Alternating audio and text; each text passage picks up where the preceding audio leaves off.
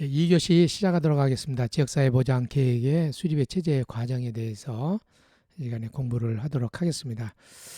구체적으로 이제 기초자치단체부터 시작해가지고 어떤 위원회를 어떤 식으로 구성할 것인지 공부를 해보도록 하겠습니다. 이제 기초자치단체라 하면 뭐 시군구, 이제 구라 우리 광주 같은 경우는 이제 남구, 북구 이런데 뭐 이제 그 다음에 이제 전라남도 같은 경우는 뭐 화순이라든지 이런 단체를 기초단체라고 하겠죠. 이러한 기초단체의 지역사회복지 계획의 수립은 뭐 노인보건복지계획 또는 재가복지계획, 장애인, 또 아동, 저소득, 빈곤자 복지계획 및 기타 복지계획과 그 연계해서 해야 된다. 특별히 또 복지, 보건, 의료, 생활 관련 분야와도 연계하고 공공기관 개입이 필요하고 관련 부서의 협의가 필요하다. 왜 그러냐면 계획이 수립이 되면 그거에 대한 예산이 수여가 되거든요. 그래서 이제 이 공공과 민간 또 분야별 간의 연계, 각각 복지의 여러 가지 영역 간에 같이 이렇게 협력을 통해서 계획이 수립이 돼야 된다는 거. 지역사회복지 계획의 추진위원회가 구성이 되는데요. 기초자치단체의 지역복지 담당 부서에서는 주민이라든지 연구자, 전문가, 또 이용 조직, 시민단체 지도자, 담당 공무원이 같이 참여해가지고 이렇게 하는 추진회가 구성이 돼서 운영이 되겠습니다. 지역복지 계획 추진의 결정은 간담회나 또 욕구조사 조사를 실시를 통해서 이루어지고요. 지역복지 계획의 목표 설정은 구체적인 계획의 달성도와 객관적인 목표를 제시해야 된다. 아까 이야기했던 것처럼 추상적이지 않습니다. 계획 속에는 구체적으로 어느 정도 달성을 해야 되는지 이런 들어가 있고, 주민 참여를 모색하는 거. 아까 주민 참여가 굉장히 중요하다고 그랬죠.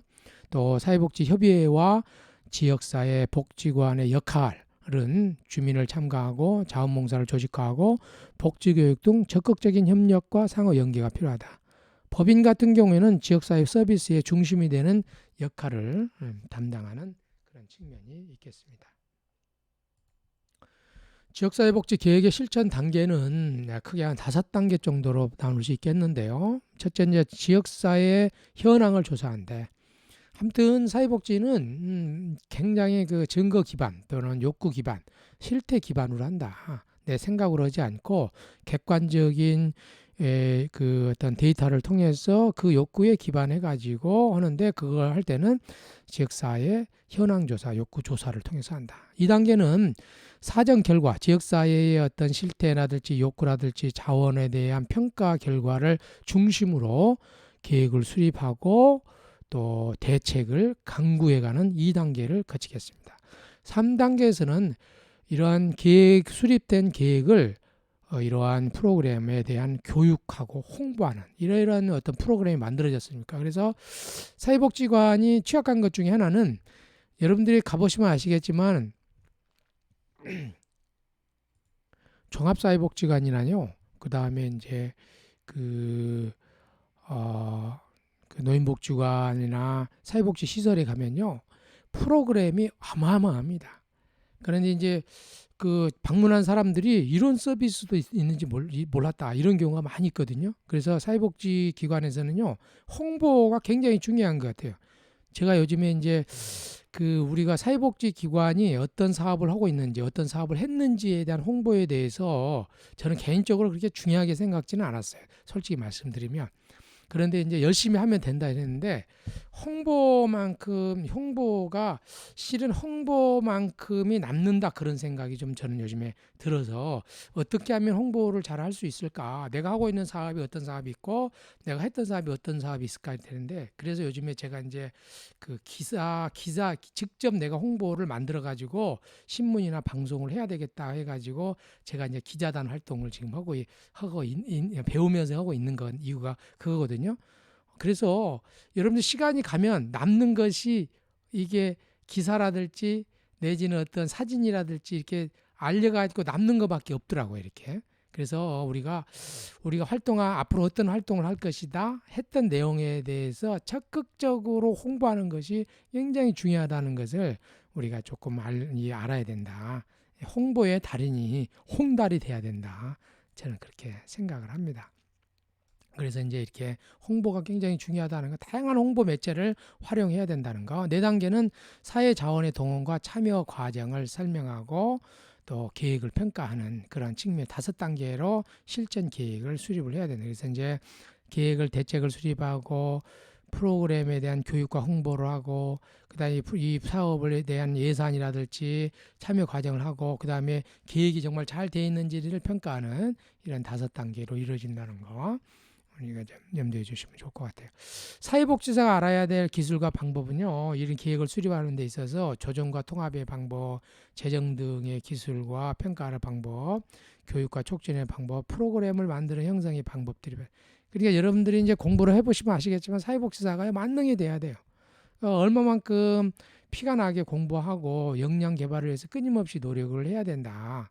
그래서 사회복지가 단순하게 어떤 서비스를 전달하는 사람이 아니고 그러한 과정에서 그러니까 미시적인 차원부터 중범위적으로 행정과 경영부터 정책을 만들어내는 것까지 사회복지사가 미시부터 미시적으로는 우리가 상담을 통해서 상담자 역할도 해주면서 그 다음에 이제 거시적으로 행정도 하고 좋은 정책도 만들어 가야 되거든요. 그러니까 계획을 세우는 데 있어서 조정하고 합의하는 필요.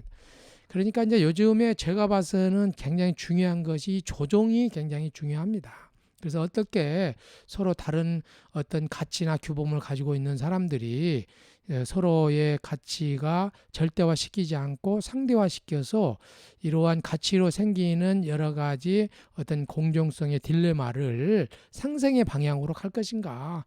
이것이 실은 마을 활동이라든지 사회 활동하면서 가장 화두가 되고 있는 거거든요. 이 갈등을 어떤 식으로 잘 조정할 것인가.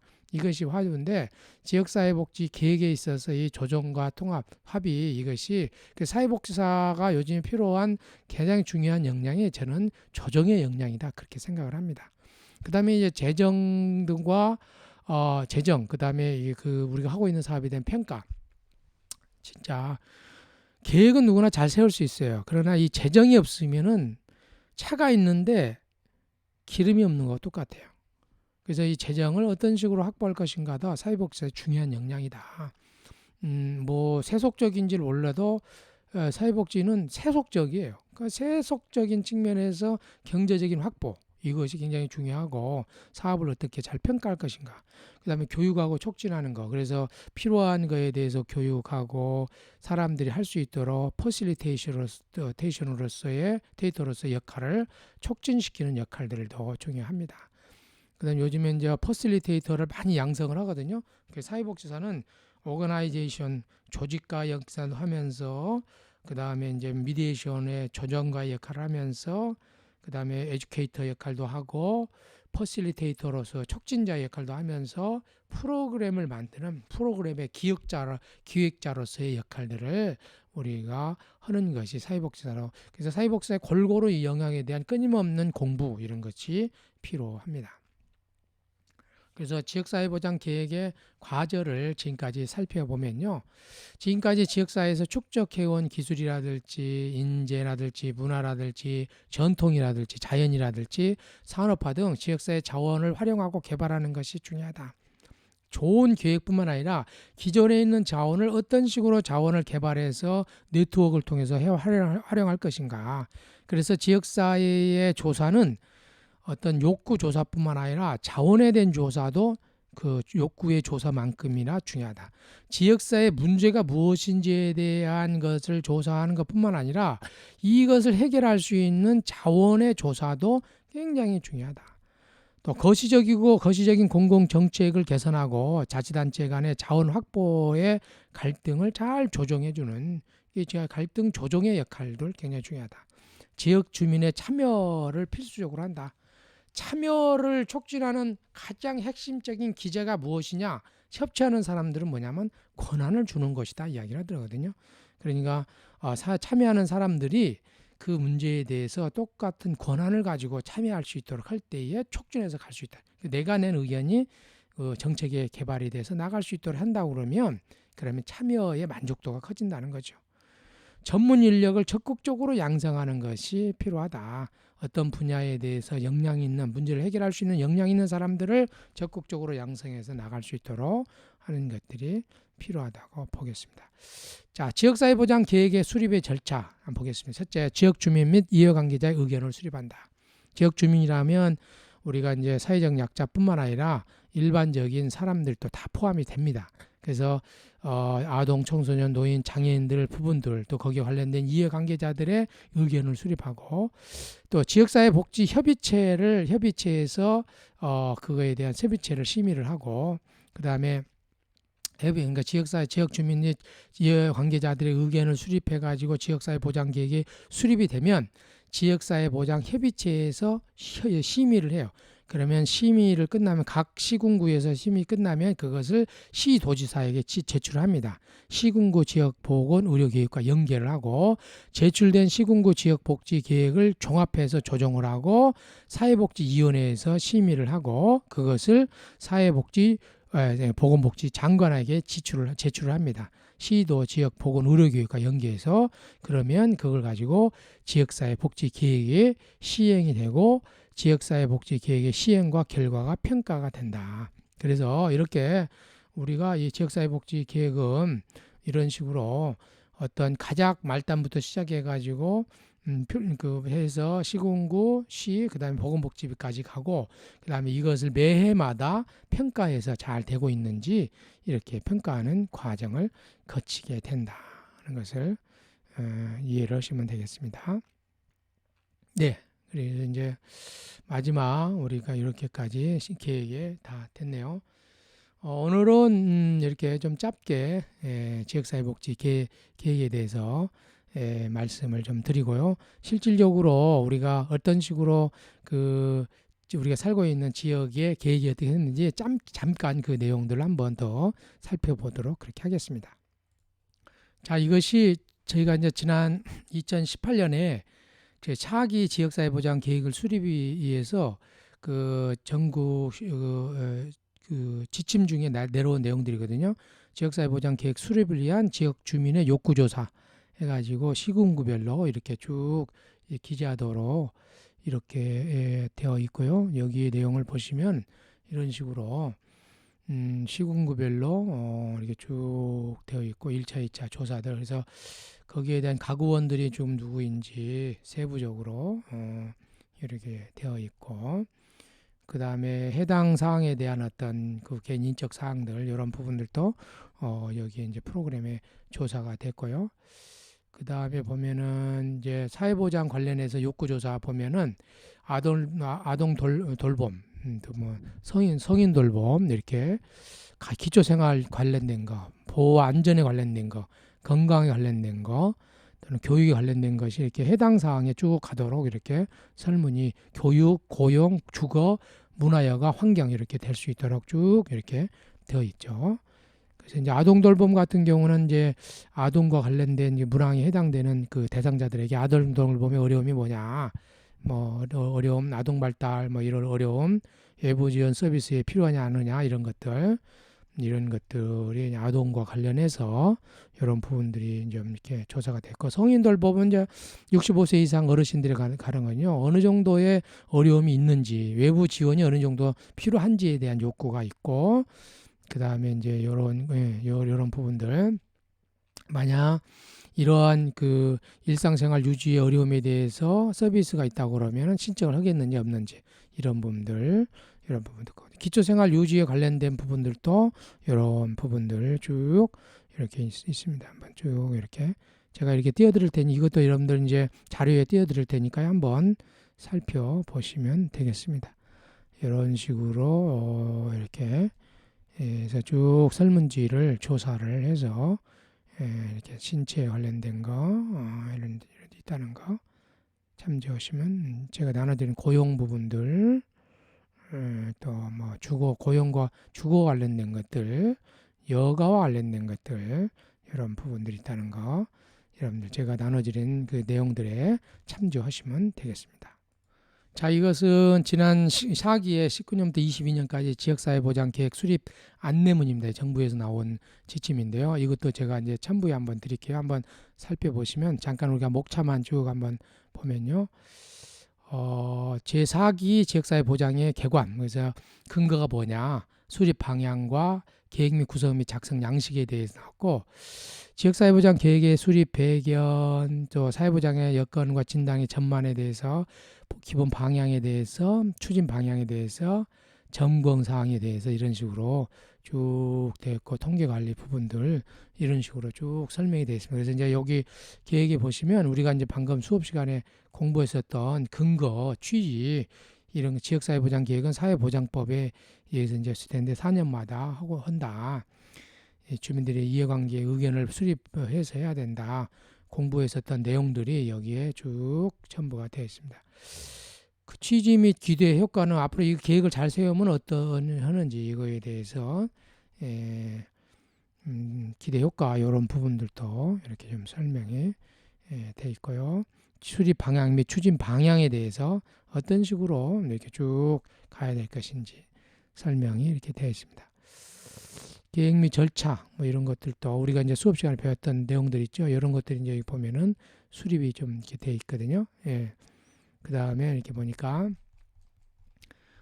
지역사회보장 계획 수립과 참여 주체별 역할에 대해서 주민의 의견 수렴, 지역사회보장 협의체에서 의견 수렴하고 계획을 논의하고 TF팀에서 지역사회보장의 어떤 이런 부분들을 이렇게 의견 수렴을 하고 지방의회 단체장 같은 경우에 수립해서 보장 조사를 하고 목표 전략 우선순위를 결정하고 사업 선정 내용을 선정하고 행정적 계획, 추진 계획을 작성해서 TF팀에서 계획을 수립해 나가는 이런 큰 그림에서는 이런 그림이 있다는 거.